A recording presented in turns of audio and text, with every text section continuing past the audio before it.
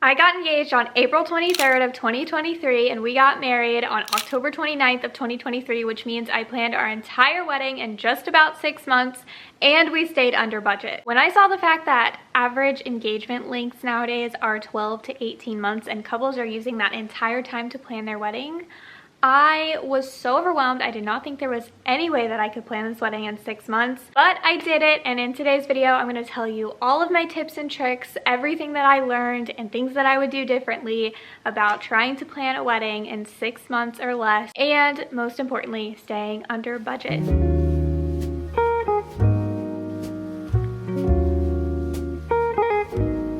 Hi guys, what's up? Welcome back to my channel. My name is Jessica if you're new here, and it has been so long since I filmed a video. This video is way overdue. Seriously, it's been almost a year since I got married. I've been wanting to share these tips for so long, and I finally have the chance to sit down and talk about everything with you guys, and I'm so excited to do so. So if you're interested in learning more about how I planned our wedding so quickly, definitely keep watching, and I will put chapters down below so you can skip to the parts that you're really interested in. We have a lot to talk about, so let's just get into the tips. The very first thing, and what I've mentioned so many times already in this video, is a budget. Definitely make a spreadsheet or some sort of tracking tool. A lot of the vendors that you're going to use are going to need deposits, and then the rest will be due at a different date. You definitely want to keep track of how much you've paid and how much everything costs, again, so you're not going over budget, and so you just are aware of how much you owe and who you've already paid. Keeping track of all of that is just really important, so definitely make a spreadsheet or use the Knot or some other online tool to keep track of everything. So the next tip I have for you is to simply prioritize, and I would pick 2 or 3 things that are really important to you before you start planning. So my 3 were the wedding, time of year or season, photography and videography, and like I said, simply staying under budget because I wanted to use that extra money for our honeymoon. Those were my 3. Those were super important to me, and I did not want to budge on any of those. Wedding time of year for me is kind of one of the biggest reasons that we got married in 6 months, because I live in Indiana.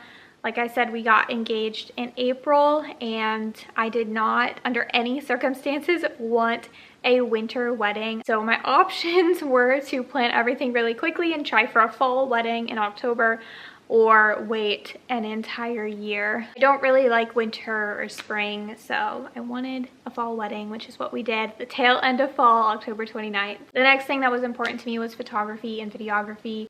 I needed a wedding video, and I needed a really good wedding videographer. And photos were really important to me as well. Obviously, I love social media, taking pictures, making videos, so I feel like that's self-explanatory. And my last one I've already talked about, but staying under budget. I just did not want to spend more than what we had allotted for. So those were my 3. Obviously pick whatever is most important to you. It could be your dress, it could be like the venue, the flowers, I don't know. Whatever is most important when it comes to planning your wedding, just lay that out beforehand so you know going into it. Next thing we're going to talk about is venues. So venues can be really hard to find nowadays.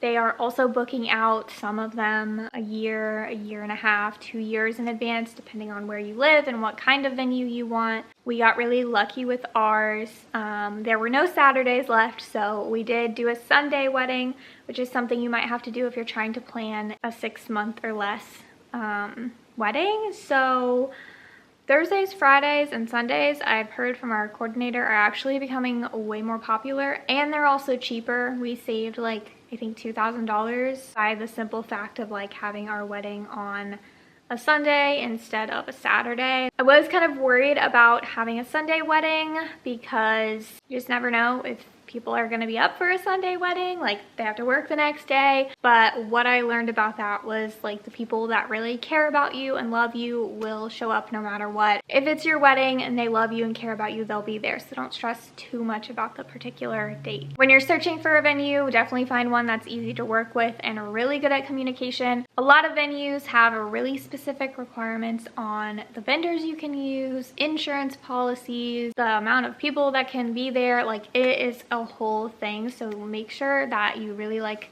the venue that you're working with, the coordinators that are there, and that they're really good with communication and being upfront about everything before you sign a contract. Next thing is something I was really worried about, and that is dress shopping, because this was something else I heard that takes forever. I've heard of people waiting a year for their dress to come in. If you are wanting to plan your wedding in 6 months or less, go dress shopping literally as soon as possible. I think I started looking for dresses like a week after we got engaged, and I think I found my dress like 2 weeks later, and we did a rush order. It was there by July, which was great for me because I was really worried that it wouldn't be there in time. There are also places that you can go to buy dresses off the rack and literally take them with you, but I would just say start dress shopping as early as possible so you don't feel pressured to just make a decision right away. I remember the first week I went,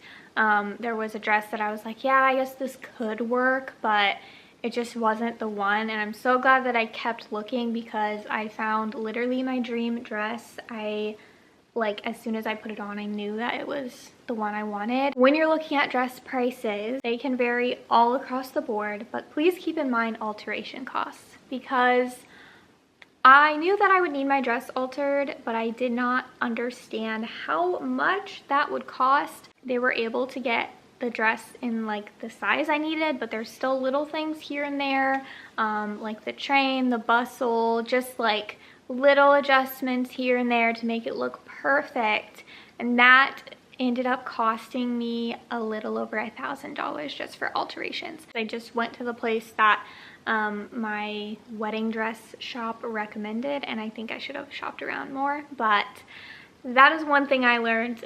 Just keep all of those extra costs in mind. The next thing we're going to talk about is food and beverage. I don't really have too much to say about this, but just pick something that's versatile that everyone will love. There's so many people just have so many opinions about the food, and like, I don't know, so many people do so many different things nowadays, but just pick something that is like a safe option. Food was something I did not like want to worry about very much. They always tell you on your wedding day you're not going to be able to eat, and they are so right. I was like running off adrenaline and just like so anxious. There's so much going on, there's so many people talking to you. Like, I ate like a few bites on our actual wedding day. Also, this is just what we did, but we actually had a dry wedding, so I don't drink alcohol, my husband doesn't drink alcohol. For a second I was really concerned about what people would think, but having alcohol there just did not feel true to who I was. It just didn't feel like something I needed or wanted, and it is extremely expensive. So we cut that, and I don't really know what people thought of it. Again, that's just what we did, but that is a great way to save money. If you're not into alcohol and you don't want alcohol at your wedding, then just have a dry wedding. We had sweet tea, lemonade, pop, all the things, but no alcohol. Okay, I've already kind of talked about this one, but photo and video, again, this was a high priority for me, and my biggest tip here is to just find someone that has great reviews and that you're comfortable with, because they're going to be with you literally all day on your wedding day. So find someone that is just really easy to work with and talk to. Make sure they have a contract. I've seen so many horror stories of people like not getting their wedding photos like a year or two later. They still don't have them, and that would be one of my biggest fears. Also, before I move on from that one, check out their previous work and make sure it's something that you like their editing style and their videos, how they're laid out. Make sure that it just matches your vibe and that you like it. And create a shot list for things that are really important that you want photos of, because you're gonna forget the day of. Same for video. Make sure you give them a list of things that you really want in your video. Okay, let's talk about decor, flowers, color palette, all of that fun stuff. That can be really overwhelming when you're trying to plan a wedding in less than 6 months. There are a lot of people that when they take 12 to 18 months to plan their wedding, they have plenty of time to dive into the details and to do a bunch of DIYs. That was not the case for me. I did not have time to do DIYs or research DIYs, so I quickly just picked a good color palette that I really liked and I decided to go with real flowers. There's so many options that you can do when it comes to flowers. I got like 3 different quotes from florists, and they ranged from like $2,000 to $8,000. So do your research when it comes to flowers and like what you need and what you don't need, because they will definitely try to sell you as many things as possible. We, by the way, did not go with the $8,000 florist. Ended up doing like obviously my bouquet. We had a very beautiful cross that they had some flowers on, some greenery hanging from the ceiling, and most of our tables were decorated with greenery and light florals here and there. So just research that, talk with your florist about ways that you can save money. If you're getting like $8,000 quotes, maybe keep looking around, because I was shocked when I saw that one. The next tip is to just recognize things that you don't need, like favors. So many people do wedding favors and like it's so cute, but most of them get left behind or thrown away. So we didn't do favors, just saving money there, or things like wedding programs. I think they're really cute, but again, it's a lot of work. If you're trying to do this in less than 6 months, I didn't want to spend time like creating a program and worrying about getting it printed and making sure everything was right. Like it was just not something I had time for. So extra things like that can really add up, and those were just some things that we eliminated. Favors, programs, just like extra signage. I don't really think that they were missed, to be honest. If someone was upset that they didn't get a wedding favor, sorry. My biggest tip for you in all of this is that your wedding day shouldn't look special. It should feel special. There are so many things on Pinterest, Instagram, and TikTok that are gonna make you feel like, oh, I need to have this, or I can't believe that we forgot to do this, and then you're feeling bad.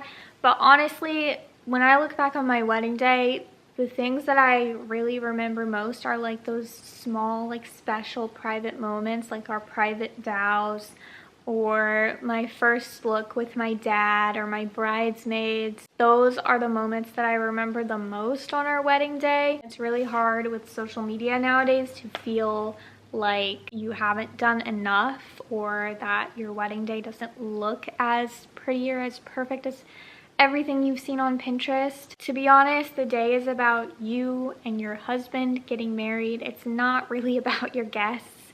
Obviously, you want to make it good and fun for them, but you are the priority on your wedding day, and it should feel special and true to you. I feel like that's kind of cheesy, but it really is true, especially if you're trying to plan your wedding in like 6 months.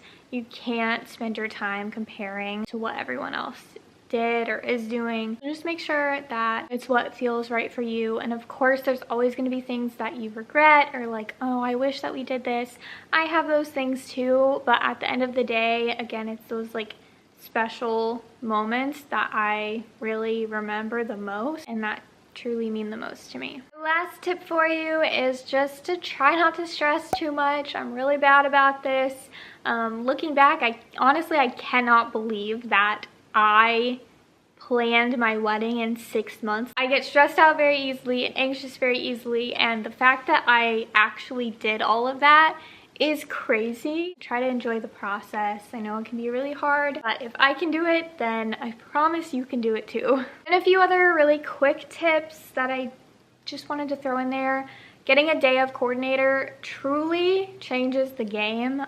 They help with literally everything. Timeline wise, making sure everyone is where they need to be. If something goes wrong, they take care of it without you even like knowing. So if you can afford it, or your venue offers it, definitely get a day of coordinator. They are so helpful. When you're planning your wedding in less than 6 months, it can be hard to think of these kind of details, but make sure you have a plan for cleanup afterwards, so you're not like scrambling around. Another thing, this should go without saying at this point, but make sure you have a sign, or your pastor announced something that says that this is an unplugged ceremony.